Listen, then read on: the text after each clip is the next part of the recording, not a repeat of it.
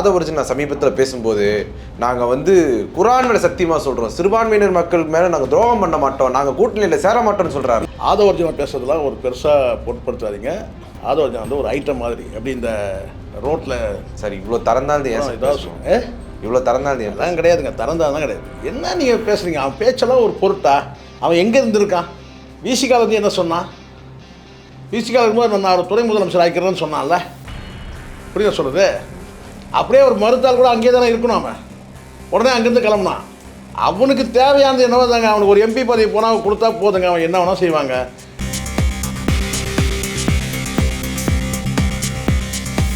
என்ன கேள்வி கேட்டாங்களோ அதை வந்து ஊர்ஜிதம் பண்ணியிருக்கான் கடந்த காலத்தில். நல்லா புரிஞ்சுங்க, எங்கள் அரசியல் அனுபவம் இருக்குது. சின்ன பையன் அவன். யார்? ஆதவர்ஜுனா. யூகங்களுக்கு ஒரு கேள்வி கேட்கப்படுது, இன்னாரோட கூட்டணிக்கு போகிறீங்களா? யூகங்களுக்கு பதில் சொல்ல முடியாது. ஏன்டா அப்படி? ஸ்ட்ரைட்டாக சொல்லு. கொள்கை எதிரிங்க எப்படிங்க கூட்டணிக்கு போக முடியும்? கிடையாதுங்க. சொல்லியிருக்கணும். சொல்ல முடியுமா? சொல்ல முடியாது. சொன்னீங்கன்னா உடனே ரைடு வரும். மாமனார் சொத்து கொடுத்த சொத்தை வந்து பார்த்தீங்கன்னா நரேந்திர மோடியும் அமித்ஷாவும் நினச்சாங்கன்னா ஒரு பெல்லு, அப்படி பெல்லு தட்டினா போதும், விஜய் அடுத்த செகண்ட் அங்கே இருப்பான். இதுதான் உண்மை. அவ்வளோ பலம் இருக்குது அவன் கையில். எவ்வளோ? அவ்வளோ பலம் இருக்குது. நீங்கள் நினைக்கிறீங்களா இப்போது இந்த காங்கிரஸோட இவங்க கூட்டணிக்கு போகிறதுக்கு வந்து ஏன் போகலன்ட்டு? அவங்க ரெடியாக இருந்தாங்க, காங்கிரஸில் ரெடியாக இருந்தாங்க. விஜய்க்கு வந்து நெருக்கடி, சினிமாவிலையும் நெருக்கடி. சினிமா பிரபலங்களே வந்து பார்த்தீங்கன்னா வந்து விஜயை கண்டிக்கிற அளவுக்கு இருக்குது.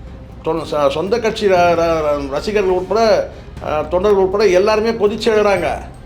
சொந்த கட்சியிலே எதிர்ப்பு, சினிமாவிலையும் எதிர்ப்பு. ஒரே நேரத்தில் 2 ஆளுமைகளையும் அவர் இழக்கிறாரு. பெரிய நெருக்கடியில் இருக்கிறாரு. உண்மை இது சார். அவர் நெருக்கடியாக அவன் தாங்க மாட்டான் சார். உங்களுக்கு தெரியாது சார். வந்து விஜய் பற்றி உங்களுக்கு தெரியல. நீங்கள் என்ன நினச்சிருக்கீங்க? சீன் அதெல்லாம் பயப்படுற ஆளா நான்? அப்படி கேட்டாலே அவன் பயப்படுறான்னு அர்த்தம். இது நான் பயப்பட மாட்டேன், நான் பயப்பட மாட்டேன், நான் பயப்பட மாட்டேன், நான் தைரியமானு சொல்லினே இருப்பான் அவர் சிலர். ஆனால் வந்து உண்மையிலே தைரியசாலி வெளியே சொல்லவே மாட்டான், அப்படியே நிற்பான். ஆனால் எவெல்லாம் வந்து எனக்கு பயமே கிடையாது, எனக்கு பயமே கிடையாது, எனக்கு பயமே கிடையாது சொன்னால் அவன் பயப்படுறான்னு அர்த்தம். ராஜ்மோகன் அவர்கள் வந்து சொல்கிறாரு, நாங்களாம் பெண்களாக மாறணும்னு ஆசைப்படுறோம் அப்படிங்கிறாரு. இல்லை, அவன் ஆல்ரெடி மாறினவன் தான் சார். அவன் மாறிட்டு தான் மற்றவங்க தான் சொன்னான். ஆல்ரெடி அவன் மாறிட்டான். பார்க்கலையா நீங்கள்? நிறைய ட்ரோல் ஆகிட்டு பார்க்கல நீங்கள்? ஆல்ரெடி அவன் மாறிட்டான். இது அவனுடைய ஆசையை தான் அங்கே சொன்னான். என்ன கேட்டால், தலைவருடைய அந்த திட்டங்கள்லாம் வந்து ஆண்கள் கேட்கும் போது எல்லாரும் பெண்களாக மாறினா என்னன்னு சொல்லிட்டான். அவன் ஆல்ரெடி மாறிட்டான். அங்கே பெரிய கடும் போட்டியே வந்து புஷியாக இருந்துக்கு அவனுக்கு தான் நடக்குது. இது யார் வந்து இங்கே வந்து தலைவருக்கு மனைவின்றதுல கடும் போட்டி அவங்களுக்கு 2 பேருக்கு தான் நடக்குது. மெட்ராஸ் மேல் நேர்களுக்கு வணக்கம். இன்று நம்மோட நேர்காணல் பேசுவதற்காக பத்திரிகையாளர் திருமிகு சேகர ஜெய்சங்கர் அவர்கள் நம்மோடு இருந்திருக்கிறார். வாருங்கள், அவரோடு பேசலாம். சார் வணக்கம். சார் வணக்கம். செந்தில் பாலாஜி அவர்களுக்கு சிபிஐ மூலமாக சம்மன் வந்திருக்கிறது. மார்ச் 17ஆம் தேதிக்குள்ளே அதுக்கான விளக்கங்களை கொடுக்கணும் அப்படின்னு சொல்லியிருக்கிறாங்க. இத்தனை நாள் கரூர் சம்பவத்தை ஒட்டி செந்தில் பாலாஜி அவர்கள் மேலே எந்த ஒரு கேள்விகளும் எழலை. ஆனால் இந்த நேரத்தில் அவருக்கு ஒரு சம்மன் அனுப்பி அவரை வர சொல்லி பதிலளிக்க சொல்வதற்கான காரணம் என்னவா இருக்கும்? செந்தில் பாலாஜி மீது கேள்வி எழலைன்றது நீங்கள் வந்து பொதுமக்கள் கிட்டேருந்து எழலை. அதை கடந்து அரசியல்வாதிகள் கிட்டேருந்து கூட எதுவும் இந்த மாதிரி ஒரு கேள்வி எழலை. இதில் செந்தில் பாலாஜிக்கு தொடர்பு இருக்கா அப்படின்ற மாதிரி வந்து ஒரு சந்தேக பார்வை கூட வந்து எந்த அரசியல் கட்சி தலைவராக இருக்கட்டும், அரசியல் இந்த கருத்தாய்வாளர்கள் மற்ற யார் எந்த தரப்புலுமே இல்லை. ஆனால் விஜய் தரப்பில் மட்டும் தொடர்ந்து இந்த ஒரு என்ன சொல்ல ஒரு குற்றச்சாட்டாக வச்சாங்க. ஆனால் சில காலம் வந்து இந்த கரூரில் வந்து இவங்களுக்கு வந்து இந்த சிபிஐலேருந்து சம்மன், இந்த கரூர் சம்பவத்து தொடர்பாக சிபிஐலேருந்து வந்த அந்த சம்மனை தொடர்ந்து இவங்க அங்கே போய் என்ன பேசுனாங்கிறது கூட இவங்க வந்து வெளியில் மீடியாக்கெல்லாம் சொல்லலை. நாங்கள் வந்து செந்தில் பாலாஜி மீது குற்றம் சுமத்தணுன்ற மாதிரிலாம் சொல்லவே இல்லை. இன்னும் சொல்லப்போனால் பல நேர்காணல்களில் வந்து அதில் பேசக்கூடிய நபர்கள், டிவிக்கு சார்பாக பேசக்கூடிய நபர்கள் நீதிமன்றத்தில் வழக்கு இருக்குது அப்படின்னு சொல்லி கூட சில நேரங்களில் கடந்து போனாங்க, ஸ்கேப் ஆயிடுறாங்க. ஆமாம், கடந்து போனாங்க. ஆனால் வந்து விஜய் வந்து திடீர்னு இந்த வேலூரில் பேசும்போது ஒரு 2 வாரத்துக்கு முன்னாடி பேசினார் இல்லையா, அப்போது பேசும்போது ஏன் சார் சிஎம் சார் என் மேலே பழிய போட்டிங்க, அந்த கரூர் சம்பவத்துக்கு வந்து என் மேலே ஏன் சார் பழிய போட்டிங்கன்ற மாதிரி ஒரு கேள்வி கேட்டார். அது எல்லாருமே கொஞ்சம் ஷாக் தான் திடீர்னு. ஏன்னா இதுக்கு முன்னாடி நீங்கள் சொன்னது வேறு, சிபிஐயில் போய் நீங்கள் ஸ்டேட்மெண்ட்லாம் கொடுத்துட்டு வந்த பிறகு கூட நீங்கள் அதை பற்றி பேசவே இல்லை. ஜனநாயகன் குறித்து கேள்வி கேட்கும்போது கூட வந்து நீதிமன்றத்தில் வழக்கு இருக்குன்னு கூட கடந்து போனீங்க. ஆனால் அங்கே பேசும்போது, வேலூரில் பேசும்போது ஜனநாயகன் படம் வராமல் தடுத்துட்டாங்கன்னு பேசுனதும் சரி, சிஎம் சார் எங்கள் மேலே ஏன் பழிய போட்டிங்கன்னு சொல்லி கேட்டதும் சரி, ஒரு ஷாக்காக தான் இருந்தது. அப்போது இந்த இடத்துல இரண்டையும் நம்ம வந்து ஒப்பிட்டு பார்க்கணும். இரண்டு நிகழ்வுகளையும், ஒரு பக்கம் செந்தில் பாலாஜி அவர்களுக்கு சம்மன் சிபிஐ தரப்பு வந்து வழங்கப்படுது, இன்னொரு பக்கம் அழைப்பணை வந்து கொடுக்கப்படுது, இன்னொரு பக்கம் வந்து விஜய்க்கும் கொடுக்கப்படுது. இந்த சம்பவம் இதோட சேர்த்து இன்னொரு விஷயத்தையும் பார்க்கணும். கேட்டால் என்டிஏவில் வந்து பேச்சுவார்த்தையும் நடத்துகிறாங்க. இதுதான் எங்கள் அப்பன் குதிரைக்குள்ளே இல்லைன்னு சொல்லுவாங்க. இது எங்கள் அப்பன் குதிரைக்குள்ளே இல்லைன்னு சொல்லுவாங்க. பார்த்தீங்கன்னா இதுதான் இது. ஒரு பக்கம் நீங்கள் விஜய்க்கு வந்து சம்மன் கொடுக்குறீங்க, அப்படியே இன்னொரு பக்கம் வந்து செந்தில் பாலாஜிக்கு கொடுக்குறீங்க. செந்தில் பாலாஜி கொடுக்குற அந்த சிபிஐ கொடுக்குற அந்த அழைப்பானை வந்து விஜய் வந்து கூல் பண்ணுறதுக்காக கூட இருக்கலாம், இல்லை விஜய் வந்து சமாதானப்படுத்துறதுக்காக கூட இருக்கலாம். இல்லை விஜய் சமாதானப்படுத்த வேண்டிய அவசியம் என்ன? என்டிஏவோட அலைன்ஸுக்கு வாங்க. இப்போ நீங்கள் என்டிஏ அலைன்ஸுக்கு வாங்கணும் போது நீங்கள் ஒரு வார்த்தை சொல்லுவீங்கள்ல, என்ன எங்களுக்கு வந்து பண்ணுறாங்க, இந்த சிபிஐ யாருக்கிட்ட இருக்குது? இப்போது நீங்கள் சொல்லுவீங்க, என்னங்க சார் சிபிஐன்றது வந்து ஒரு சுயார்ஜித அமைப்பு தானே சார், அது எப்படி சார் வந்து அவங்களுடைய நடவடிக்கை அவங்க எடுக்கிறாங்கன்னு சொல்லலாம். ஆனால் இந்த இடத்துல ஒரே ஒரு விஷயம் மட்டும் நான் சொல்கிறேன். பிஜேபி ஆட்சிக்கு வந்த பிறகு அது காங்கிரஸ் பீரியட்லேயும் கிட்டத்தட்ட ஒரு என்ன சொல்கிறாங்க, ஒரு என்ன சொன்னாங்க, ஒரு 50% வந்து பாதிக்கு மேலே வந்து அரசியல் ஆயிடுச்சு. இந்த சிபிஐ போன்ற துறைகள், இந்த குற்றப்புலனாய்வு துறையாக இருக்கட்டும், இன்னும் பல அமைப்புகள் வந்து சுயார்ஜித அமைப்புகள் எல்லாமே வந்து அரசு சார்ந்த அமைப்புகளாக தான் ஆயிடுச்சு. அது காங்கிரஸ் பீரியடே வந்து பாதிக்கு மேலே பண்ணிட்டாங்க. இவங்க வந்து ஃபுல்லாக பண்ணிட்டாங்க. நீதிமன்றத்தை தவிர்த்து, உச்சநீதிமன்றம், உயர்நீதிமன்றம், அதாவது நீதிமன்றங்களை தவிர்த்து மீதி எல்லா அமைப்புகளுமே வந்து சுயார்ஜித அமைப்புகள், தன்னாட்சி பெற்ற அமைப்புகள் எல்லாமே வந்து அரசுக்கு வந்து அரசோட கண் பார்வையில் செயல்படுற மாதிரி ஒரு சூழல் ஆயிடுச்சு. அதுக்கு பல உதாரணங்கள் நம்ம சொல்ல முடியும். அப்படி இருக்கும்போது ஏன் எலெக்ஷன் கமிஷனே வந்து பார்த்திங்கன்னா இப்போ வந்து இவங்க கண்ணாசியில் தான் செயல்படுறத நம்ம பார்க்குறோம். இது ஒரு பக்கம் இருந்தால் கூட இன்னொரு இது எதுக்கு இப்போ இந்த சூழ்நிலை வந்து பார்த்திங்கன்னா விஜய் தரப்பு வந்து என்ன, நீங்கள் என்டிஏக்கு கூப்பிட்றீங்க, வந்து அலைன்ஸுக்கெல்லாம் கூப்பிட்றீங்க, ஆனால் வந்து எனக்கு என்ன பண்ணீங்க, நீங்கள் எங்களுக்கு என்ன பண்ணீங்க அப்படின்னு ஒரு கேள்வி வைக்கிறதுக்கான வாய்ப்பு இருக்குது. இந்த இடத்துல ஒரு விஷயம் நல்லா சொல்லணும். காங்கிரஸ் தவற விட்டுச்சு, இது காங்கிரஸ் தவற விட்டுச்சு சொல்லலாம், அல்லது வேண்டாம் என்று தூக்கி எறிந்தது. அதனால தான் நான் ஏற்கனவே நான் சொன்னேன், ஒருவர் வேண்டாம் என்று தூக்கி எறிந்த ஒன்று அது யாருக்கு இல்லையோ அது அவங்களுக்கு பொக்கிஷம். நீங்கள் வேணாம் தூக்கி எறிகிறீங்க விஜயை, நாங்கள் வந்து பார்த்திங்கன்னா நாங்கள் கேட்ச் பண்ணிக்கிறோம், அதை நாங்கள் கைப்பற்றிக்கிறோம், நாங்கள் கைப்பற்றிக்கிறோம். அப்படி தான் இப்போது அதுதான் இந்த அரசியல் நகர்வே அதுதான். ஆனால் ஒன்று இந்த இடத்துல ஒரு கேள்வி வருது சார். ஆதவர்ஜன் நான் சமீபத்தில் பேசும்போது நாங்கள் வந்து குரான் மேலே சத்தியமாக சொல்கிறோம், சிறுபான்மையினர் மக்கள் மேலே நாங்கள் துரோகம் பண்ண மாட்டோம், நாங்கள் கூட்டணியில் சேர மாட்டோம்னு சொல்கிறாரு. ஆதவர்ஜனை பேசுறதுலாம் ஒரு பெருசாக பொருட்படுத்தாதீங்க. ஆதவர்ஜன் வந்து ஒரு ஐட்டம் மாதிரி, எப்படி இந்த ரோட்டில் சரி இவ்வளோ திறந்தால் இவ்வளோ திறந்தால் எல்லாம் கிடையாதுங்க, திறந்தாதான் கிடையாது. என்ன நீங்கள் பேசுகிறீங்க, அவன் பேச்செல்லாம் ஒரு பொருட்டா? அவன் எங்கே இருந்திருக்கான்? விசிகால வந்து என்ன சொன்னான்? விசிகால இருக்கும்போது நான் ஒரு துணை முதலமைச்சர் ஆக்கிறேன்னு சொன்னான்ல, புரியுத சொல்கிறது? அப்படியே ஒரு மறுத்தால் கூட அங்கேயே தானே இருக்கணும். அவன் உடனே அங்கேருந்து கிளம்புனான். அவனுக்கு தேவையானது என்னவோ தாங்க, அவனுக்கு ஒரு எம்பி பதவி போனால் கொடுத்தா போதுங்க, அவன் என்ன வேணால் செய்வாங்க. அமித்ஷா மோடி காலை நக்க சொன்னாலும் நக்குவான். நீங்கள் வேற ஒன்று, அவனா ஒரு ஆளுன்னு பேசிகிட்டு இருக்கீங்க. உண்மை இதுதான். ஒரு எம்பி பதவிக்காக அவன் நாக்க தொங்க போட்டு சுற்றுறான். நீங்கள் இன்னும் பெருசாக ஆதவர்ஜனா அவர் இவருங்க அப்படின்னு. ஆதவர்ஜனா யார்? அவன் சொல்கிறது தான் பெருசாக இருக்குங்க. நாளைக்கே இப்போ பார்க்கலாமா? இப்போ இன்றைக்கி என்ன சொன்னான்? நீங்கள் சொன்னீங்கல்ல, நேற்றுக்கு ஈவினிங் சொன்ன வார்த்தை என்ன? கேள்வி கேட்குறாங்க, என்டிஏ கூட்டணிக்கு பேச்சுவார்த்தைனா யூகங்களுக்கு பதில் சொல்ல முடியாது. பெரிய அப்பா டேக்கர் மாதிரி யூகங்களுக்கு பதில் சொல்ல முடியாது. என்ன யூகம்? எது யூகம்? செய்திகள் பரவலாக வந்துட்டு இருக்கா இல்லையா? வரக்கூடிய செய்திகள்லாம் வந்து பார்த்தீங்கன்னா வதந்தி, பொய். நாங்கள் கூட்டணிக்கு போக மாட்டோம்னு சொன்னான்னா பல பேர் யூகங்களுக்கு பதில் சொல்லன்னு எப்போ சொன்னாங்களோ அதுதான் அச்சாரம். கூட்டணி கன்ஃபார்ம். நான் சொல்கிறேன், ஆதவர்ஜனா கண்டிப்பாக கன்ஃபார்ம். ஏன்னா யூகங்களுக்கு இதெல்லாம் நாங்கள் எவ்வளோ இருக்கிறோம். ஆனால் அப்படி பண்ணாங்கன்னா அது தாவேக்காக்கு தானே பேக் ஃபயரு. கொள்கை எதிராக போய் பேக் ஃபயரோ ஃப்ரண்ட் ஃபயரோ. இப்போதைக்கு விஜய்க்கு 2 நெருக்கடி இருக்குது. கரூர் நெருக்கடி ஒன்று இருக்குது, இன்னொன்று அவங்க மனைவி இப்போ வந்து போட்டால் வழக்கு இருக்குது. இந்த ரெண்டுக்கும் வந்து பார்த்திங்கன்னா வந்து ஒரு வந்து மிகப்பெரிய நெருக்கடி இருக்குது. இந்த நெருக்கடியிலேருந்து தன்னை வந்து தற்காத்து கொள்ளணும்னா இப்போ வந்து வேறு வழியே கிடையாது. இங்கே என்ன வந்து கொள்கை எதிரி, ஏற்கனவே உங்களுக்கு தெரியும், கொள்கை எதிரின்னு சொல்லிட்டு நீங்கள் வந்து பிளாங்காக விடும் போதே நீங்கள் அரசியல் நட்பு இருக்குன்னு சொல்லுவீங்க. நாளைக்கே நீங்கள் கூட்டணிக்கு போனால் என்ன சொல்ல போகிறீங்கிறத நான் இப்போ சொல்லிடுறேன்.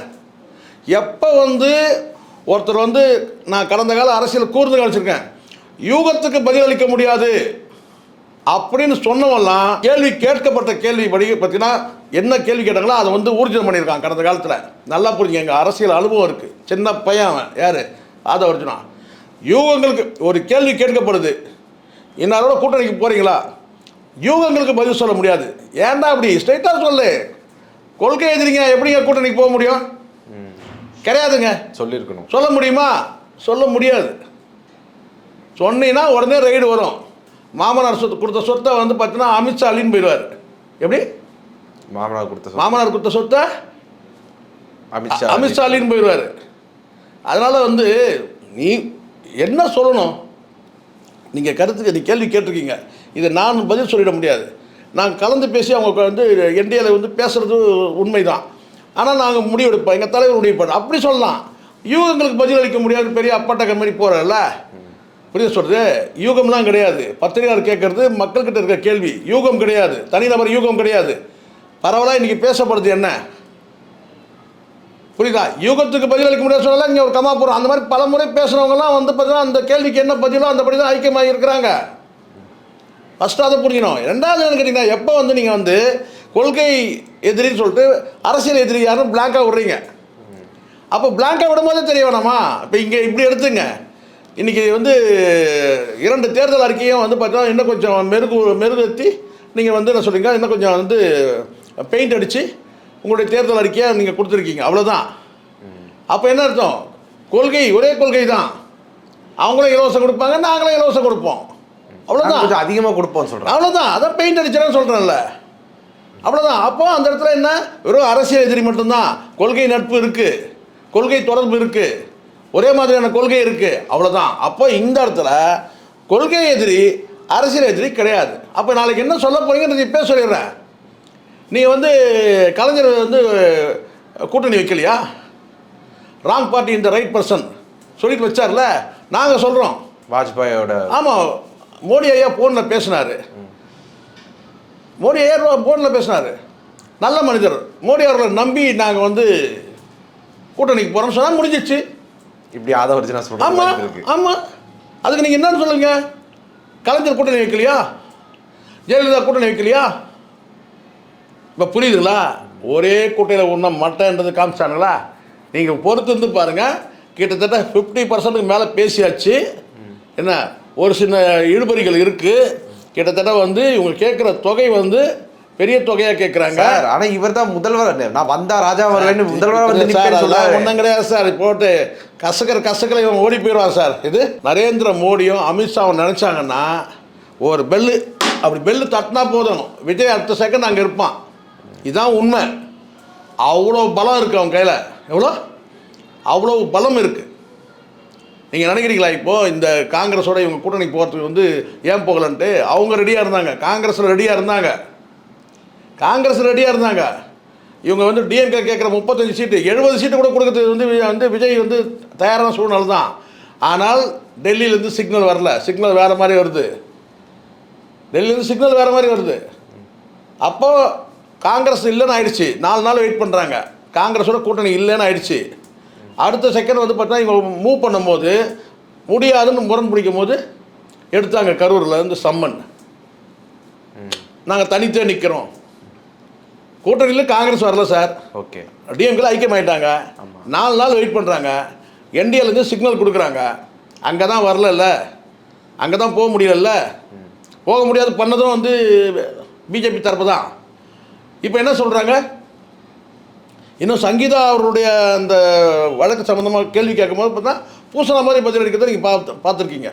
யார் அது வந்து வானதியாவில் இருக்கட்டும், அது தனிப்பட்ட வாழ்க்கை அப்படி கடந்து போகிறாங்க என்ன சொல்கிறேன். அதனால் இதெல்லாம் புரிஞ்சுக்கணும், சில வந்து சமிக்கைகள் தான் இதெல்லாம். அப்போ இந்த இடத்துல என்னென்னா விஜயை பொறுத்த வரைக்கும் என்னென்னா வந்து நெருக்கடிக்குள்ளாக இருக்கிறாரு. இப்போ வேறு வழி கிடையாது, போய் தான் ஆகணும். 4 நாள் வெயிட் பண்ணுறாங்க, நீங்கள் அடுத்த மூவ் பண்ணோம். இல்லை தனித்து தான் போட்டின்னு விஜய் ஒரு முடிவு எடுக்கும்போது அப்போ வந்து கையில் இருக்கிற ஆயுதத்தை எடு எடு எடு அந்த ஆயுதத்தை கரூர் வந்து சம்மன். புரியுதுங்களா? இதெல்லாம் வந்து விஜயை வந்து ஒரு பக்கம் வந்து நெருக்கடிக்கு ஆளாக்குறது, இன்னொரு பக்கம் திருப்திப்படுத்துறது. எப்படி செந்தில் பாலாஜி சைக்காலஜிக்கலாக வந்து உங்களை வந்து கழுவுறதுன்றது இதுதான்.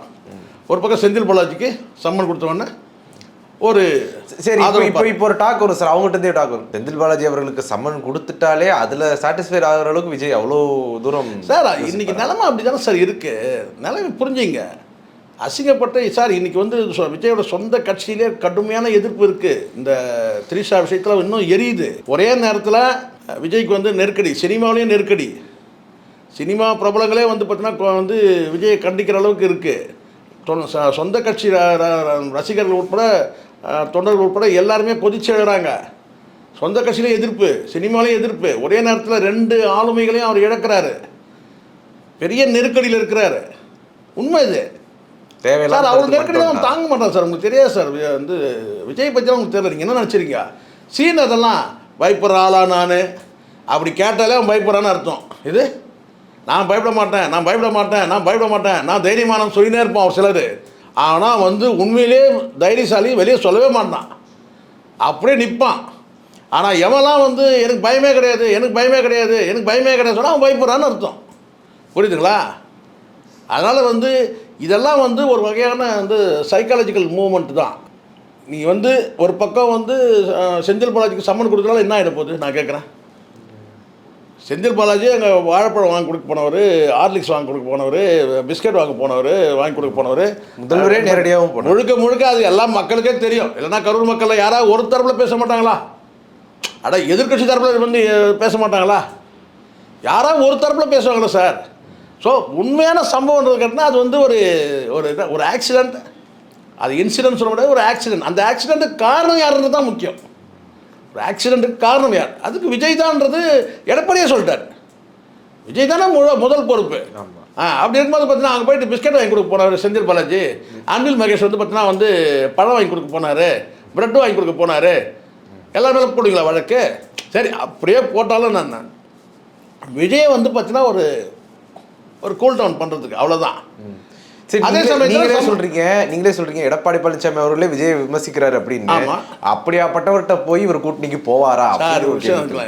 இங்கே வந்து முழுக்க இது வந்து அரசியல் தேர்தல் கணக்கு தான். இது ஒன்லி தேர்தல். இந்த அரித்மேட்டிக்கே என்ன எலெக்ஷனுக்கானது தான்.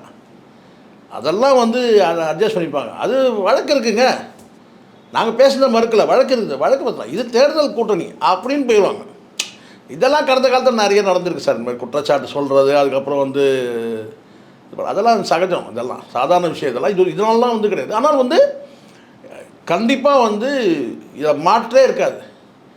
ஆனால் இது எப்படி பார்த்தாலும் இந்த தேர்தல் கணக்குகள், இந்த அரசியல் சொல்லுவாங்க, இந்த அரசியல் தட்பவெப்பம் எல்லாமே வந்து டிஎம்கேக்கு சாதகம் தானே தவிர இதுலையாவது சரி டிஎம்கேக்கு பாதகமாக சில பேர் சொல்கிறாங்க. என்னென்னு கேட்டால் இப்போ ரங்கராஜ் பாண்டே மாதிரி ஆட்கள்லாம் வந்து சங்கிகள் வந்து பார்த்தீங்கன்னா ஒன் சைடு தான் சிந்திப்பாங்க. அவன் வந்து சங்கி ஒன் சைடு தான் சிந்திப்பான். எப்படின்னு கேட்டிங்கன்னா 200 சீட் அடிச்சிடுவாங்கன்ற. எப்படி விஜய் போனார்னா 200 சீட் அடிச்சிடுவாங்க, இவங்க 34 தான் அடிப்பாங்க. ஏன் பாரபட்சம்? அப்படியே சொல்லிடா 234 அடிச்சிடுவாங்க. அதையும் சொல்லி எதுக்கு அந்த 34 பெண்டிங் வைக்கிறேன்? அப்படி கிடையாது. அப்போவும் கூட நான் சொல்கிறேன், அவ்வளோ எளிதாலாம் வந்து தோற்று போயிட மாட்டாங்க.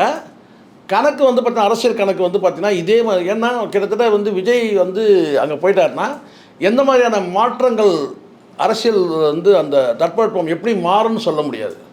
ஏன்னா இதே விஜய் விஜய்க்கு தான் அந்த டிவிக்கில் இருக்கிற அந்த தொண்டர்களே கூட பார்த்தீங்கன்னா வந்து எதிர்ப்பு தெரிவிக்கலாம். அதாண்டி வந்து மைனாரிட்டிகள் வந்து பார்த்தீங்கன்னா ஏற்கனவே கடுமையாக வந்து கொள்கை எதிரின்னு சொல்லிட்டு அரசியல் எதிரின்னு சொல்லாமல் இருக்கிற சூழ்நிலையிலே வந்து பார்த்தீங்கன்னா பல கிறிஸ்டியானிட்டி அமைப்புகள்லாம் வந்து விஜய்க்கு எதிராக இருக்குது. அது பேசுறதை நீங்கள் கூட பார்த்துருப்பீங்க. அப்படி இருக்கும்போது அந்த 18% இருக்குன்னா அப்படியே லம்சமாக டிஎம்கே போகிறதுக்கு வாய்ப்பு இருக்குது.